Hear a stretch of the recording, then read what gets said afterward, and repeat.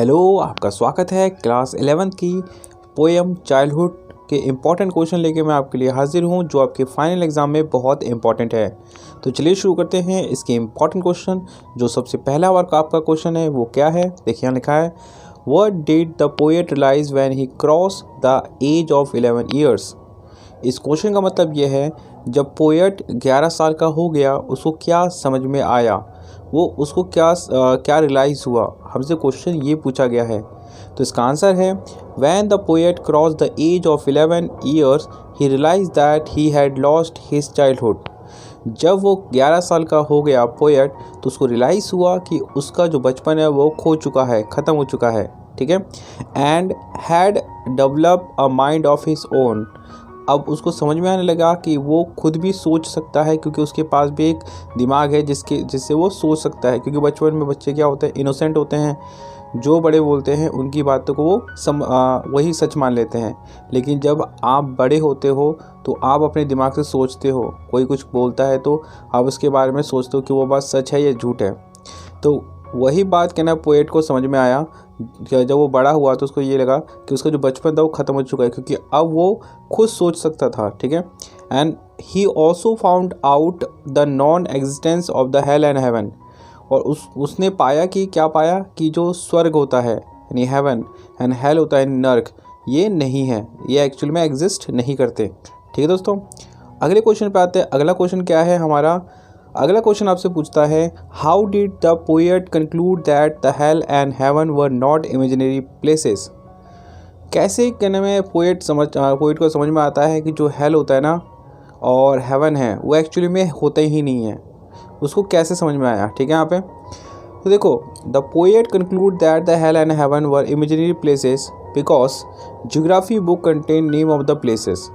क्योंकि देखो, पोएट को तब समझ में आया कि जो हेल और हेवन जो है वो इमेजिनरी है, यानी लोगों की कल्पना है। कब समझ में आया, जब उसने बोला, उसने देखा कि जो ज्योग्राफी की जो बुक होती है ना, भूगोल की बुक होती है, उसमें हर एक प्लेसेस के बारे में लिखा होता है, हर एक जगह के बारे में नाम लिखा होता है। लेकिन हेल एंड हेवन जो जगह है उसके बारे में कुछ लिखा नहीं है। तो इससे उसको समझ में आया कि हेल और हेवन जो है वो होता नहीं है, एक्चुअली में एग्जिस्ट नहीं करती, ये कल्पना है, इमेजिनरी है। But there is a no mention of place like a hell और हेवन इन दिस बुक। उसने ये देखा कि बुक्स में इसके बारे में कुछ नहीं लिखा हुआ है, ना इस जगह के बारे में कुछ बताया गया है।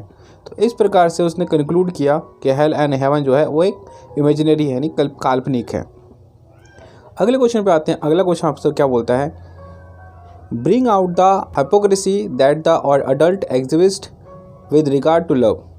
हमें बताना है जो बड़े होते हैं ना वो एक तरह से हाइपोक्रिस्ट होते हैं, मतलब क्या होते हैं, दोहरी सोच वाले लोग होते हैं, बोलते कुछ और है और होता कुछ और है। तो हमें बताना है कैसे पोएट ये बताना चाहता है। देखिए, as the poet grow up, जैसे जैसे पोएट बड़ा हुआ, he could make out the double standard followed by the adults. उसने देखना स्टार्ट किया कि जो बड़े लोग हैं ना वो डबल स्टैंडर्ड होते हैं। मतलब डबल स्टैंडर्ड मतलब क्या होता है, वो लोग बोलते कुछ और है, करते कुछ और है। जैसे यहाँ पे देखिए लिखा गया है, he realized that the adults preach of love and talk of love। उसने ये देखा कि जो बड़े लोग हैं ना प्यार के बारे में बात करते हैं, ठीक है, इसके बारे में बातें करते हैं। their behavior was totally different and full of the manipulation। लेकिन एक्चुअली में जो होता है ना, वो लोग प्यार के बारे में बात तो करते हैं लेकिन एक्चुअली में दूसरों से ऐसा नहीं करते, मतलब उनमें लालच होता है, ठीक है, यहाँ पे दूसरों से नफरत करना ये ज़्यादा करते हैं। बात उसके करते हैं प्यार की, लेकिन उसका उल्टा करते हैं। They were all hypocrites who behave differently from the way they talk. इसलिए उन्होंने क्या कहा, पोएट ने क्या कहा, इनको हिपोक्रेसी क्या कहा, क्योंकि ये लोग क्या करते हैं, बोलते कुछ और है और करते कुछ और है, ठीक है। ये इंपॉर्टेंट क्वेश्चन आपका। अगले क्वेश्चन पे आते हैं। आपका क्वेश्चन क्या है हमारा, देखिए यहाँ पे अगला क्वेश्चन पूछा है, what are the poet feeling toward the childhood. Poet बचपन के बारे में क्या सोचता है, क्या महसूस करता है। देखिए, the poet regard childhood as an important stage in the process of growing up. Poet बोलता है कि जो बचपन होता है ना वो एक ऐसा होता है ना, लेवल होता है, बचपन जो एक ऐसा लेवल होता है जब हम बड़े होते हैं ना, उसका बहुत ही इंपॉर्टेंट पार्ट होता है। Childhood is a period of make believe. Childhood एक ऐसा समय होता है जब हम भरोसा करना शुरू करते हैं लोगों पर, ठीक है। And children readily accept whatever the elder say. बच्चे जो है एक्सेप्ट कर लेते हैं, जो भी बड़े बोलते हैं ना उनको एक्सेप्ट कर लेते हैं, मान लेते हैं, ठीक है। जैसे आपको भी पता होगा बचपन में पेरेंट्स हो या बड़े कोई भी जो आपको बोलते थे तो आप उस बात को मान लेते थे, ठीक है। तो उसी के बारे में बताया गया है।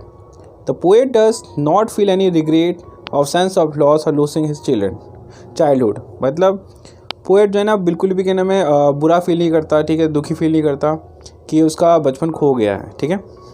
और अभी के लिए थैंक्स फॉर वॉचिंग।